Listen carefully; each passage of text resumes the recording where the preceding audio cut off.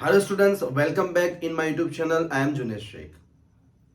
आज का जो वीडियो है वो एक ऐसी प्रॉब्लम के बारे में जो मोस्टली स्टूडेंट्स के साथ ये प्रॉब्लम होता है। मोस्टली स्टूडेंट्स को ये जो प्रॉब्लम है वो रिलेटेबल है, उनके साथ कहीं ना कहीं ये प्रॉब्लम्स आता रहता है। स्टूडेंट्स को कुछ सब्जेक्ट या कोई पर्टिकुलर सब्जेक्ट टफ लग रहा है, वो हार्ड है, वो समझ में नहीं आ रहा है, उसको अगर वो समझना चाहे तो भी समझ नहीं पा रहे हैं। तो ये जो प्रॉब्लम है, बेसिक से प्रॉब्लम है। मोस्टली स्टूडेंट्स को किसी ना किसी कोई एक सब्जेक्ट में उनको प्रॉब्लम आती रहती है, उनको वो सब्जेक्ट टफ लगता है, या फिर ऐसा होता है कि वो समझना एक्चुअल में समझना चाह रहे हैं लेकिन वो समझ नहीं पा रहे हैं। तो इस प्रॉब्लम का बेसिक रीजन क्या है और इस प्रॉब्लम का सॉल्यूशन क्या है? यस, सॉल्यूशन क्या है? तो आज की इस वीडियो में हम इस प्रॉब्लम के रीजन के बारे में बात करेंगे और उसका सॉल्यूशन क्या है उस सॉल्यूशन की बात करेंगे। सो आई होप आप एंड तक इस वीडियो को देखेंगे, और अगर आपको ये प्रॉब्लम है तो आई होप दैट कि आपको आपके प्रॉब्लम का सॉल्यूशन मिल जाएगा। तो सबसे पहले बात करें उसके रीजन की। क्या रीजन है? ऐसी क्या वजह है जिसकी वजह से स्टूडेंट्स को कोई पर्टिकुलर सब्जेक्ट टफ लग रहा है? अब उसका सॉल्यूशन क्या है? तो पहले हम रीजन की बात कर लें। देखो, होता ऐसा है कि मोस्टली स्टूडेंट्स को मैथ्स, साइंस, इंग्लिश, ये थ्री सब्जेक्ट्स हैं, ये तीन सब्जेक्ट हैं, वो ज्यादातर मोस्टली ये सब्जेक्ट उनको टफ लगते हैं। वो उसमें समझना चाह रहे हैं फिर भी वो कहीं ना कहीं नहीं समझ पा रहे। रीजन ये है कि मैं अगर थोड़ा फ्लैशबैक में जाऊं तो हम जब बचपन से ही हमने चाइल्डहुड से ही पढ़ना शुरू किया, स्टडी शुरू किए, तब से एक डर हमारे दिमाग में है, एक डर हमारे अंदर घर कर गया है कि यार मैथ सब्जेक्ट टफ सब्जेक्ट है, बहुत लेंथी सब्जेक्ट है। इसी तरह अगर आपको साइंस टफ लग रहा है या एसएस टफ लग रहा है या इंग्लिश टफ लग रहा है, पर्टिकुलर सब्जेक्ट के बारे में आपके दिमाग में एक माइंडसेट है कि ये बहुत ब्रॉड सब्जेक्ट है, ये बहुत डिफिकल्ट सब्जेक्ट है, ये बहुत टफ है, ये मैं नहीं कर पाऊंगा या नहीं कर पाऊंगी, ये मेरी समझ में नहीं आएगा। सो फर्स्ट रीजन अगर मैं बात करूं तो ये चाइल्डहुड से हमारे माइंडसेट जो हो चुका है कि पर्टिकुलर सब्जेक्ट वो टफ सब्जेक्ट है, दैट्स वाई आज हमें वही सब्जेक्ट टफ या डिफिकल्ट फील हो रहा है। उसका मैं एक एग्जांपल दूं। अब आपको पहले से ये चीज का डर है कि टफ है, आपके दिमाग में एक माइंडसेट हो गया है, तो पहले तो माइंडसेट को आपको दूर करना होगा। मैं भी रीजन की बात कर रहा हूं, सॉल्यूशन की बाद में बात कर रहा हूं। तो अगर मैं चलते चलते बात कर लूं कि उसका सॉल्यूशन ये है कि इस माइंडसेट को आपको चेंज करना पड़ेगा। एक एग्जांपल से समझते हैं। हमारी कॉलोनी में, हमारी सोसाइटी में या हमारी स्कूल में कोई न्यू कमर, कोई न्यू स्टूडेंट आता है या हमारे नेबर में कोई नए पर्सन रहना आते हैं, तो हम पहले उस पर्सन को नहीं जानते, हम उसके बारे में कुछ नहीं जानते, ना उनसे हमने उनसे बात की है, कोई हमारा बातचीत नहीं हुई है, कोई जान पहचान नहीं हुई है।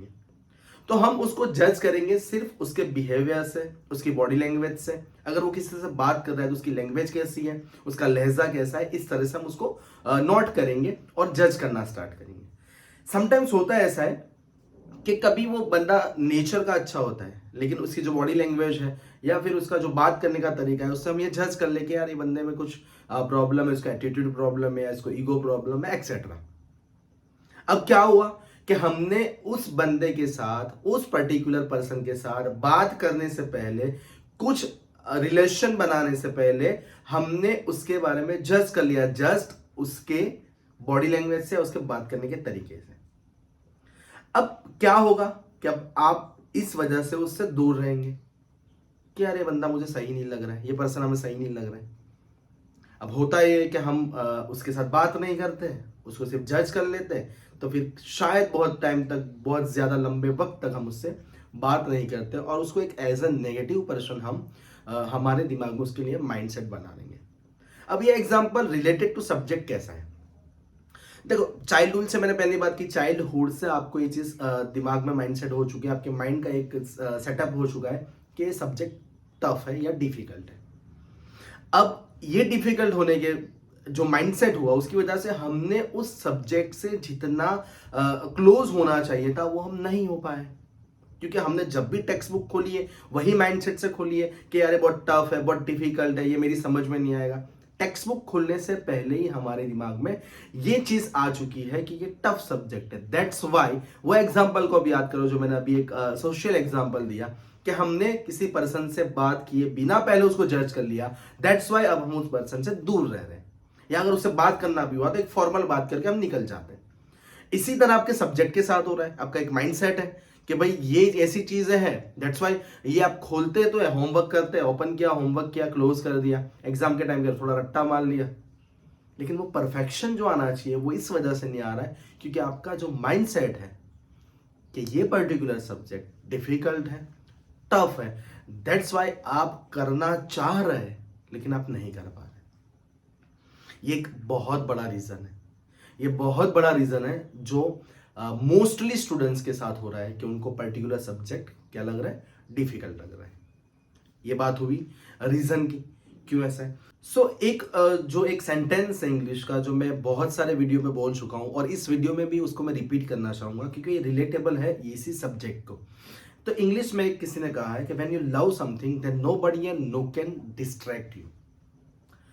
अगर आप किसी चीज को पसंद करेंगे तो वो चीज करने के लिए अगर पहले शर्त क्या है कि पहले उस चीज को पसंद करना है, वो चीज करने के वो काम करना अपनों को पसंद होना चाहिए, वो सब्जेक्ट हमें पसंद होना चाहिए। उसके बाद आपको कोई भी व्यक्ति, कोई भी इंसान या कोई भी चीज उस पर्टिकुलर चीज से डिस्ट्रैक्ट नहीं कर सकती, आपका ध्यान नहीं हटा सकती। अब क्वेश्चन ये रहेगा कि यही तो प्रॉब्लम है, हमें सब्जेक्ट पसंद नहीं है। इसका भी कि मैं एग्जाम्पल देता हूं। आज के वीडियो में हम एग्जाम्पल से समझेंगे तो शायद आई होप दैट कि मैं मेरा पॉइंट क्लियर कर पाऊं और आपको उसका सॉल्यूशन भी मिल सके। एक्चुअली क्या है कि सपोज मान लो जैसे मैंने अभी वो नेबर वाला एग्जाम्पल दिया है, ठीक है। अब वो इंसान हमें उसके बॉडी लैंग्वेज से हमने उसको जज कर लिया, वो बंदा, वो इंसान हमें पसंद नहीं है। लेकिन जब उसे हम उसको जानने की कोशिश करेंगे, उसको पहचानने की कोशिश करेंगे, उसके पास जाएंगे, उसके साथ थोड़ी बातचीत शुरू करेंगे, थोड़ा कन्वर्जेशन होगा आप दोनों के बीच में, तब आपको जाके पता चलेगा कि ये बंदा रियल में है क्या, उसका नेचर क्या है, उसकी सोच क्या है, उसका माइंडसेट क्या है। ठीक है, जो हमने जज किया था वो क्या किया था, उसकी बॉडी लैंग्वेज से या फिर उसके किसी ना किसी बात से। लेकिन जब आपने उस बंदे के साथ कन्वर्जेशन किया, उसके साथ थोड़े दिन हमने बातचीत शुरू की, कहीं बैठे, तो हम उस इंसान को पहचानना शुरू कर देंगे। पहले जज किया तब हम उसे पसंद नहीं करते थे, लेकिन उसके साथ बात करने के बाद हमें पता चला कि नहीं यार, ये नेचर वाइज, ये दिल का बहुत काइंड है, बहुत अच्छा बंदा है। तो फिर क्या, हमें वो इंसान पसंद होने लग जाएगा। अब एक बार पसंद हो जाने के बाद हम उसके बारे में और जानने की कोशिश करेंगे, उसकी और अच्छाई देखने की कोशिश करेंगे, और एक वक्त ऐसा आएगा कि वो इंसान हमें बेहद हमारे दिल के करीब हो जाएगा। जैसे ये फ्रेंड जोन की बात कर रहा हूं मैं। हमारे फ्रेंड्स होते हैं स्कूल में, कॉलेज में, या फिर कहीं पे भी, सोसाइटी में, कहीं पे भी हमारे फ्रेंड्स होते हैं। शुरू शुरू में हमारा बॉन्डिंग इतना अच्छा नहीं होता है, लेकिन हम जितना साथ खेलते हैं, जितनी बात करते हैं, हम टूर पे जाते हैं, कहीं घूमने जाते हैं, तब जाके हमारा बॉन्डिंग इतना अच्छा हो जाता है कि वो फ्रेंड, जस्ट वो एक बंदा, एक बच्चा आपका क्लोज फ्रेंड बन जाता है, आपका बेस्ट फ्रेंड बन जाता है। जो बहुत सारे केस में होता है कि वो आगे जाके हमेशा के लिए अपना दोस्त बन के रहता है। हम खेलने जाते हैं, हमारा आज हमारे भी कुछ फ्रेंड्स हैं जो हम बचपन में साथ पढ़ते थे, अभी भी हम साथ हैं, अभी भी हम मिलते हैं। क्यों? क्योंकि उन बंदों में, उन इंसानों में हमने कोई अच्छाई देखी जिसकी वजह से वो हमारे क्लोज है, हमारा बेस्ट फ्रेंड है। तो ये एग्जाम्पल को अगर सब्जेक्ट के साथ रिलेट करूं इस चीज को, तो समझे, पहले हमारे माइंडसेट क्या था कि सब्जेक्ट टफ है, इसलिए हमने उसको जितना दिल से, शिद्दत से उसको स्टडी करने का ट्राई नहीं किया था। तो प्रॉब्लम ये कि पहले आपको जाना पड़ेगा, उस सब्जेक्ट के बारे में समझना पड़ेगा। मैं वही जो मैंने एग्जाम्पल दिया है उसमें थोड़ा ऐड करता जाऊं कि जब आपका बेस्ट फ्रेंड बन जाएगा तब आपको उसमें सिर्फ अच्छाइयां दिखेगी, बुराई नहीं दिखेगी, क्योंकि वो आपका बेस्ट फ्रेंड है। क्यों बुराई नहीं दिख रही? अगर कोई उसके बारे में आके बता जाएगा भाई वो तेरा जो फ्रेंड है वो ऐसा है, वो ऐसा है, तो आप नहीं इस चीज को एक्सेप्ट कर पाएंगे। बोलेंगे मेरा बेस्ट फ्रेंड है, मैं उसको हमेशा से जानता हूँ, वो इसका नेचर का ऐसा है, ये है, वो है। मतलब जब आप किसी इंसान को पसंद करना लग जाएंगे, किसी चीज को पसंद करना लग जाएंगे, तब उसकी बुराइयां भी आपको नहीं दिखेगी। एग्जैक्टली इसको अगर फीड करें हम सब्जेक्ट के साथ, तो पहले से जो माइंड सेट है उसको हमें पहले क्लियर करना है। क्लियर इसी एक ही तरीके से होता है कि हमें वो सब्जेक्ट ठीक है, हमको अभी पसंद नहीं है, हम जबरदस्ती से लेके बैठ रहे हैं, लेकिन बैठे तो सही, देखे तो सही। वो नेबर जब आपके पास रहने आया था तब आपने उसको जज कर लिया था, वो अच्छा नहीं था, लेकिन जब आपने उसके साथ कन्वर्सेशन किया तब आपको पता चला ना कि वो अच्छा बंदा है, वो अच्छा इंसान है, उसके पास से कुछ सीखने को मिलता है। एग्जैक्टली आपको सब्जेक्ट के साथ ऐसा करना है। ठीक है, अभी आपको पसंद नहीं है, लेकिन आप लेके बैठे, उसको समझने का ट्राई करें, उसके कॉन्सेप्ट क्या है। जैसे कि मैथ्स की बात कर लूं तो फॉर्मूलाज क्या है, चैप्टर लेसन किस बारे में है, कौन से टॉपिक पे है, और उसके फॉर्मूलाज क्या है, इसको मैं कैसे सॉल्व कर सकता हूं। थोड़ा देखेंगे, उसके बाद आपको क्या होगा कि आपको थोड़ा अंदर से फील होगा कि यार जितना टफ मैं सोच रहा था उतना टफ सब्जेक्ट नहीं है ये। अब जैसे जैसे आप ये फील करना शुरू करेंगे कि मैं जितना सोच रहा था उतना टफ सब्जेक्ट नहीं है, तब क्या होगा, आपको वो सब्जेक्ट थोड़ा थोड़ा थोड़ा पसंद होने लग जाएगा, अच्छा लगने लगेगा। देन आप और ज्यादा इंटरेस्ट से उस सब्जेक्ट को लेके बैठेंगे, और एक वक्त ऐसा आएगा कि वो सब्जेक्ट आपका बेस्ट फ्रेंड बन जाएगा, वो आपको बहुत अच्छा लगेगा। आज के वीडियो में मैंने इसी चीज को पॉइंट आउट करने का ट्राई किया, एक एग्जाम्पल देने के साथ, कि किसी नए बंदे को हम एक्सेप्ट नहीं करते जल्दी क्योंकि हम उसके बारे में नहीं जानते, लेकिन जानने के लिए उसके पास जाना जरूरी है। किसी भी चीज को या किसी इंसान को हम दूर रह के नहीं जान सकते। पर्टिकुलर ह्यूमन बीइंग की बात करें, हम इंसान की बात करें, तो उसके साथ बातचीत करना जरूरी है, उसके साथ थोड़े वक्त गुजारना जरूरी है, तब हम जाके उस इंसान को, उस बंदे को हम पहचान सकते हैं।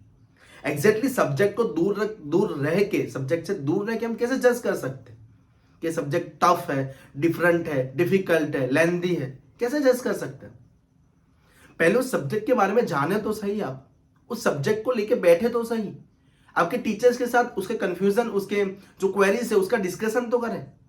एक्चुअली क्या होता है कि हम पर्टिकुलर मैथ सब्जेक्ट की बात करूं, तो जब मैथ सब्जेक्ट लेके बैठते ना हम, तो कहीं हम फॉर्मूला में अटवा गए, कहीं कंफ्यूज हो गए, तो हम ये छोड़ देते, यार ये बहुत टफ है, मेरे से नहीं होगा। लेकिन जब क्वेरी आ रही है, कुछ प्रॉब्लम आ रही है, तो आप आपके ट्यूशन टीचर, स्कूल टीचर के साथ जाकर शेयर तो करें कि मुझे यहाँ कंफ्यूजन है, मुझे यहाँ क्वेरी है, प्लीज मुझे क्लियर कर दें। अगर मैं ये मानता हूं कि अगर आप आपके टीचर्स के पास गए और उन्होंने आपको अच्छे से उस क्वेरी को सॉल्व किया, तो आपको फिर फील होगा कि नहीं यार इतना टफ सब्जेक्ट नहीं है जितना मैं सोच रहा था। एग्जैक्टली मेरा पूरे वीडियो में जो एंड में कंक्लूजन देना चाह रहा हूं मैं, वही है कि हमने सब्जेक्ट से दूर रहकर ये जज कर लिया है कि पर्टिकुलर सब्जेक्ट टफ है, डिफिकल्ट है, लेंथी है, जो मुझे समझ में नहीं आएगा, वो माइंडसेट मुझसे नहीं होगा, मुझे समझ में नहीं आएगा, वही प्रॉब्लम है। वी कैन डू एवरीथिंग, एक सेंटेंस अपने अंदर से आना चाहिए, एक थॉट आना चाहिए, आई कैन डू एनीथिंग। उसके बाद समझो उस सब्जेक्ट को, उसको लेके बैठे, जहां क्वेरी आ रही है आपके टीचर से आप डिस्कशन करें। मैं नहीं मानता कि ये चीज करने के बाद आपको कोई सब्जेक्ट टफ लगेगा। सो फ्रेंड्स, आज के वीडियो में मैंने ये ट्राई किया कि आपका ये जो प्रॉब्लम है उसका रीजन क्या है, उसका सॉल्यूशन क्या है। Thank you so much and तक वीडियो को देखने के लिए। मेरे चैनल के साथ बने रहें, स्टे ट्यून। आपको ऐसे इन्फॉर्मेशन वाले वीडियो, स्टडी रिलेटेड वीडियो और प्रॉब्लम और उसके सॉल्यूशन के वीडियो आपको मिलते रहेंगे। चैनल पे नए हैं आप, if you are new then subscribe, video को लाइक करें और अपने फ्रेंड के साथ शेयर करें। Thank you so much.